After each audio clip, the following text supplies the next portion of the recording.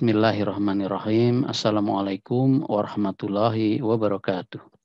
Alhamdulillah. Nahmaduhu wa nasta'inuhu wa nasta'gfiruh. Wa na'udhu billahi min sururi anfusina wa min sayyiati amalina.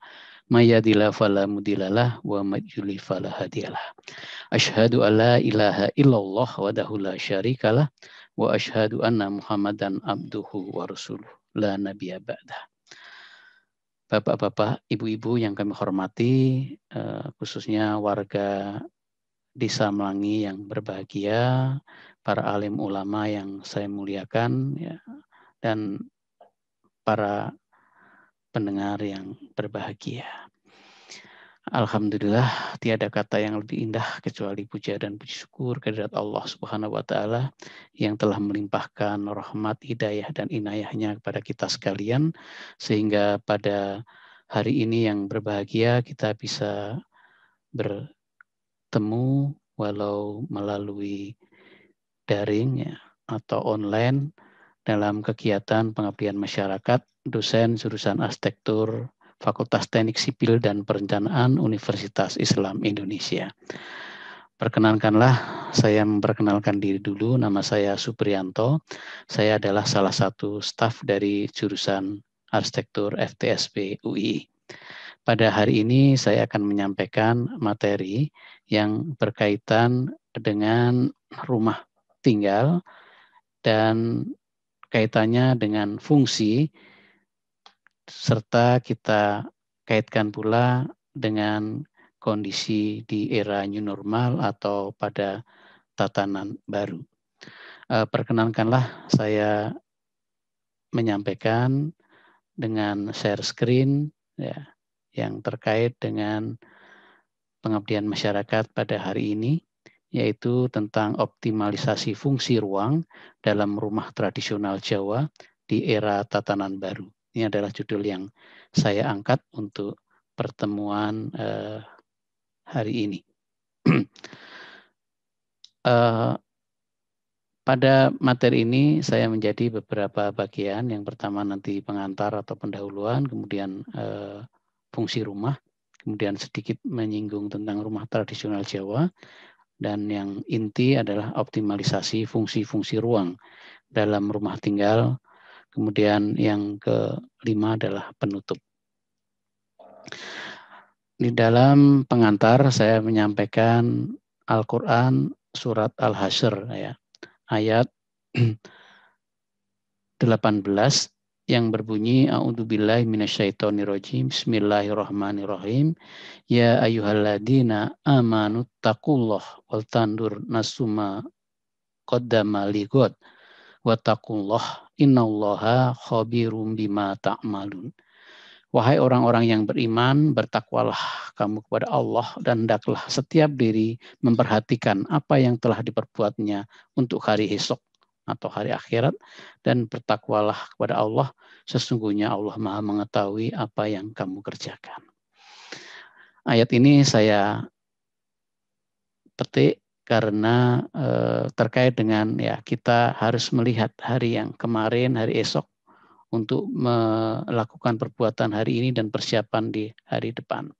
Nah, kaitannya dengan materi yang saya sampaikan, kita mencoba melihat karya-karya arsitektur masa lalu, ya, arsitektur tradisional Jawa misalnya, kemudian nanti bagaimana penerapannya pada saat ini, dan nanti akan kita gunakan untuk masa yang akan datang.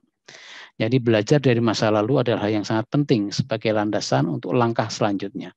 Mempelajari arsitektur masa lalu untuk mendapatkan nilai-nilai positif dapat dijadikan pedoman untuk merancang karya arsitektur yang lebih baik di masa yang akan datang. Nah, arsitektur tradisional Jawa salah satu arsitektur lokal dari masa lampau yang memiliki nilai-nilai positif juga dan dapat diterapkan untuk fungsi yang akan datang termasuk di era tatanan baru ini. Apakah fungsi rumah itu ya? Di dalam mempelajari tentang rumah tinggal, kita harus melihat salah satunya adalah unsur fungsi ya. Kalau arsitektur itu sebenarnya ada beberapa unsur, ada unsur fungsi, bentuk, kemudian ada masalah mechanical, electrical, dan sebagainya, itu bagian-bagian dari rumah arsitektur. Rumah ini tidak sekedar merupakan tempat tinggal, tapi juga mempunyai banyak fungsi yang diimban dalam rumah tinggal, baik hubungan secara horizontal maupun secara vertikal. Secara horizontal, hablumminallah antara manusia, dan secara vertikal, hablumminallah itu berkaitan dengan kita dengan Allah. Dengan demikian, maka rumah tinggal dapat memenuhi dua kebutuhan, yaitu jasmani sekaligus kebutuhan rohani. Ya. Ya. Kemudian fungsi rumah tinggal, ya, di dalam bukunya Baiti Janati atau Rumah Tinggal Islami karya Jarod Sensa ya tahun 87 menyebutkan ada 5 fungsi rumah tinggal. Yang pertama sebagai tempat untuk menetap ya, yang kedua untuk berlindung ya, berlindung itu baik dari alam ya, cuaca panas, hujan dan sebagainya, atau berlindung dari kriminal ya, mungkin pencurian dan sebagainya, dan yang sekarang yang lebih penting adalah berlindung dari musibah corona ya, atau kalau sekarang untuk menjaga diri ya, melindungi diri dalam rumah agar kita terlindung dari virus yang akan masuk ke dalam rumah kita. Kemudian tempat berhimpun di dalam rumah tangga ya, untuk menyatukan keluarga, untuk tempat bersosialisasi dengan keluarga, untuk tempat pendidikan ya, dan lain-lain. Kemudian yang keempat sebagai tempat berinteraksi untuk menunjukkan status sosial dan tempat melancarkan tujuan hidup manusia.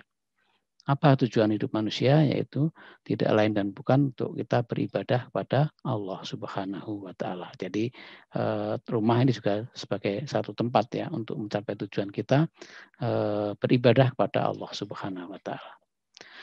Kemudian bagian yang kedua kita mencoba mempelajari rumah tradisional Jawa ya. Ya, kalau mempelajari rumah kita akan terkait beberapa hal, aspek. Yang pertama mungkin kalau dalam tatanan perkampungan ya, ada susunan penataan rumah ya. Ada juga kita mempelajari bentuk bangunannya ya, atau juga kita bisa mempelajari yang terkait dengan tata ruangnya atau fungsi-fungsi ruang di dalamnya.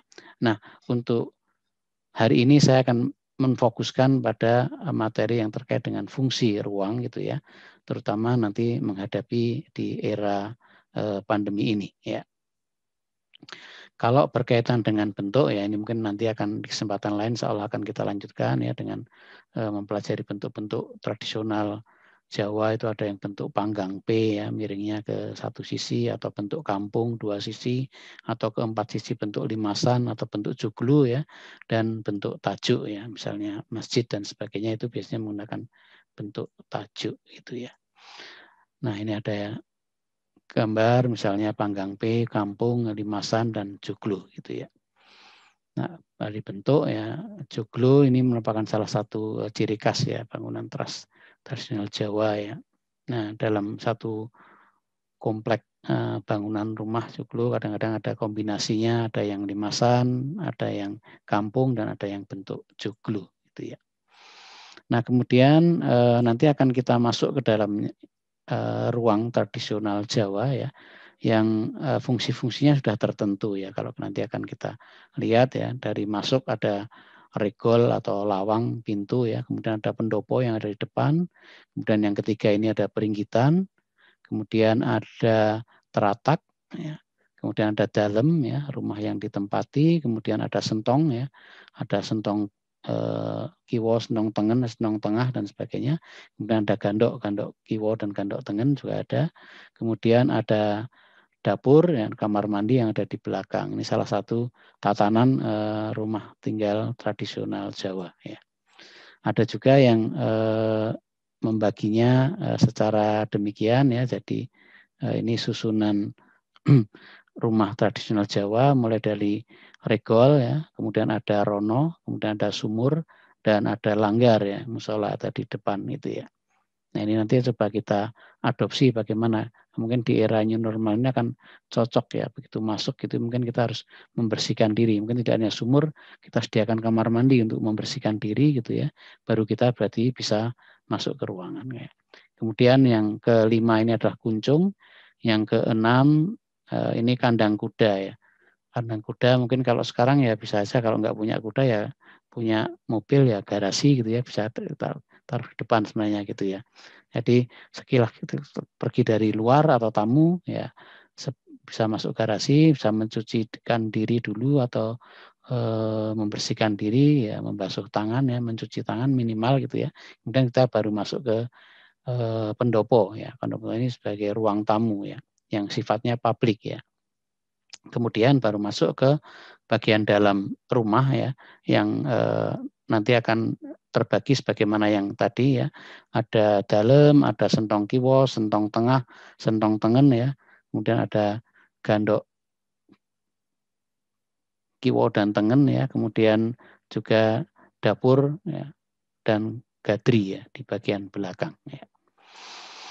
Nah ini fungsi ruang pada ruang tradisional Jawa itu nanti kalau kita bagi ya, yang utama nanti ada pendopo, ada peringgitan yang bagian kemudian bagian dalam ya. Peringgitan ini sebagai ruang antara yang memisahkan antara ruang publik dan private, yang ada ruang semi private ya peringgitan ini. Yang dulu kalau digunakan untuk pertunjukan wayang ya, ini ada di daerah peringgitan, kemudian yang punya rumah nontonnya dari dalam, yang tamunya dari luar di pendopo ini. Kemudian ada dalam dan gandok. Nah, pada kesempatan yang baik ini saya akan sedikit mengulas tentang bagaimana optimalisasi ruang ya, memanfaatkan ruang di era tatanan baru ini ya, yang mengkaitkan ya fungsi-fungsi ruang dengan perilaku kita sehari-hari. Ada 5 ruang yang akan kita bahas, yaitu ruang tamu, ruang pemisah, ruang ibadah, ruang tidur, dan kamar mandi WC. Yang pertama adalah pendopo ya. Pendopo ini merupakan bagian publik ya, merupakan ruang tamu ya, yang dimana Rasulullah SAW bersabda, barang siapa yang beriman kepada Allah dan hari akhir, maka hendaklah ia memuliakan tamu ya.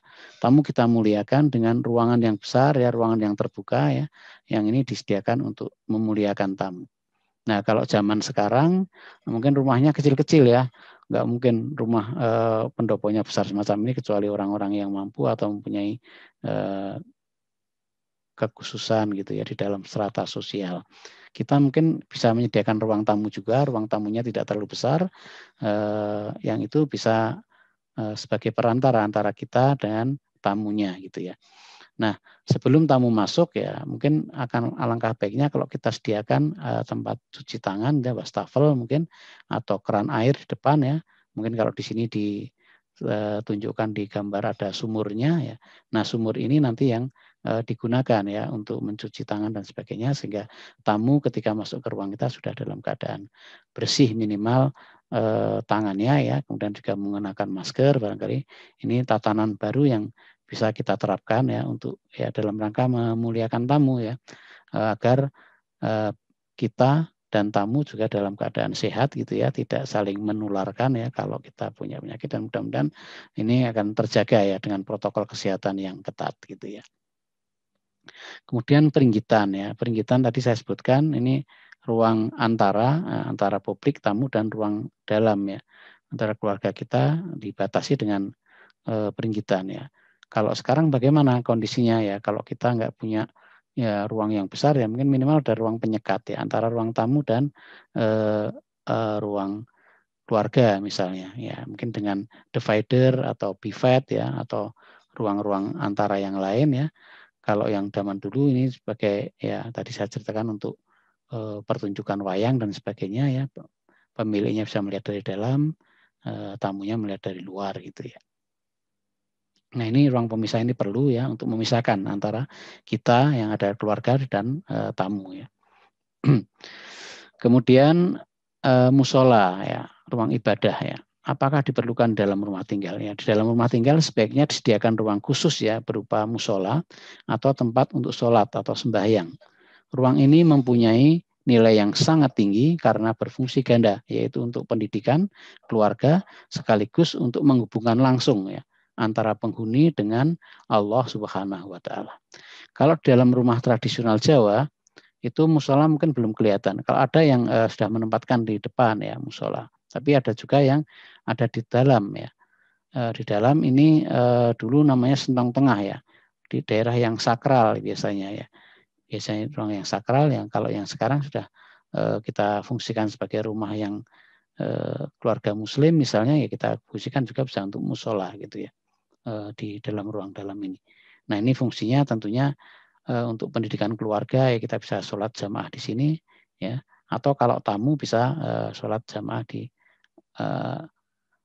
musola yang ada di depan ya.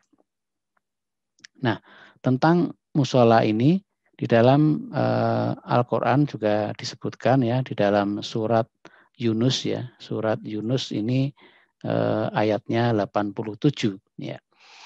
Dan kami wahyukan kepada Musa dan saudaranya, ambillah olehmu berdua beberapa buah rumah di Mesir untuk tempat tinggal bagi kaummu, dan jadikanlah olehmu rumah-rumahmu itu sebagai tempat sholat ya, dan dirikanlah olehmu sembahyang serta gembirakanlah orang-orang yang beriman. Ini dalam surat Yunus ayat 87 ya.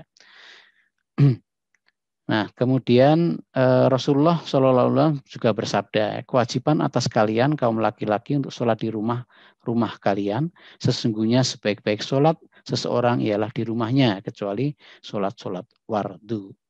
Jadi sholat wajib itu kita sebaiknya dilakukan di masjid untuk yang laki-laki, tapi sholat-sholat sunnah bisa dilakukan di rumah. Nah, dalam kondisi saat ini seperti apa ya? Kalau mungkin di daerah yang zona merah ya, mungkin kita ya sebaiknya bisa sholat di rumah gitu ya. Termasuk sholat tarawih ya, yang itu bisa juga kita lakukan dengan keluarga kita ya. Maka kita sebaiknya juga menyediakan musola di rumah ya untuk dalam kondisi saat ini gitu ya. Tapi kalau sudah kondisi normal ya, sudah mudah-mudahan COVID ini segera hilang ya, kita bisa melakukan sholat-sholat wajib itu di masjid gitu ya. Rumah Rasulullah SAW adalah rumah yang semarak dengan keimanan serta rumah yang diisi dengan ibadah dan dzikir. Rasulullah SAW bersabda, kerjakanlah sholat sunnah di rumah kalian dan jangan jadikanlah rumah kalian itu menjadi kuburan ya. Jadi kita bisa baca Al-Quran, dzikir dan sebagainya di rumah kita ya, mungkin di musola yang kita sediakan dalam rumah kita. Nah, selanjutnya dalam pelaksanaan sholat sunnah di rumah ini mempunyai beberapa manfaat juga ya. Antara lain mengikuti sunnah Rasulullah SAW ya, mengajarkan kepada kaum perempuan, istri dan anak-anak mengenai tata cara sholat ya, mengusir setan dari dalam rumah dengan dzikir dan bacaan Al-Quran, serta mendekatkan diri pada keikhlasan serta menjauhkan diri kita dari sifat riya. Ya. Selanjutnya yang kelima, yang ketiga ya, ruang tidur ya. Ruang tidur untuk orang tua dan anak-anak ini sebaiknya dipisahkan ya. Kenapa? Demikian juga ruang antara laki-laki dan anak-anak perempuan ya, terpisah satu dengan yang lain ya, bila sudah dewasa. Hal ini didasarkan pada firman Allah di dalam surat An-Nur ya, ayat 58 ya. Ini surat An-Nur ayat 58 yang artinya saja saya bacakan, hai orang-orang yang beriman, hendaklah budak-budak laki-laki dan wanita yang kamu miliki dan orang-orang yang belum baligh di antara kamu meminta izin kepada kamu 3 kali ya dalam satu hari, yaitu sebelum sembahyang subuh, ketika kamu meninggalkan pakaian luarmu di tengah hari, dan sesudah sembahyang isya. Itulah 3 aurat bagi kamu. Tidak ada dosa atasmu dan tidak ada pula atas mereka selain dari 3 waktu itu. Mereka melayani kamu, sebagian kamu ada keperluan kepada sebagian yang lain. Demikianlah Allah menjelaskan ayat-ayat kamu, dan Allah Maha mengetahui lagi Maha bijaksana. Kemudian di dalam hadis riwayat Abu Daud nomor indeks 495 menerangkan bahwa Rasulullah Shallallahu Alaihi Wasallam bersabda, perintahkanlah anak-anak kalian sholat tatkala mereka berusia 7 tahun. Pukullah mereka ketika berumur 10 tahun bila tidak mau sholat, dan pisahkanlah di antara mereka dari tempat tidur mereka. Ya.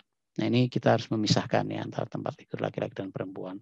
Nah sebaiknya ya kalau kita punya rumah ya cukuplah untuk beberapa kamar ya. Kalau dalam rumah tradisional Jawa sudah dipisahkan, mungkin ada sentong gandok kiwo dan gandok tengen ya, gandok kiwo yang untuk perempuan, gandok tengen yang untuk laki-laki misalnya demikian. Ini salah satu pelajaran yang bisa kita dapatkan dari rumah tradisional Jawa yang ternyata juga bisa diterapkan di arsitektur Islami yang mungkin juga di era pandemi ini gitu ya, pemisahan antara laki-laki dan perempuan. Ini juga untuk menjalankan ya penjagaan jarak dan sebagainya. Di dalam sebuah hadis yang diriwayatkan oleh Bukhari yang ini sekarang sudah terkait yang keempat tentang kamar mandi dan WC ya, bagaimana orientasinya dan menempatkannya. Nomor 380 dan Imam Muslim dengan nomor 388 dijelaskan bahwa Rasulullah SAW bersabda, apabila kalian buang air besar, maka janganlah menghadap kiblat dan jangan pula membelakanginya. Akan tetapi menghadaplah ke timur dan atau ke barat ya. Jadi ini orientasi kamar mandi ya atau WC. Ini kalau bisa tidak menghadap atau membelakangi kiblat ya.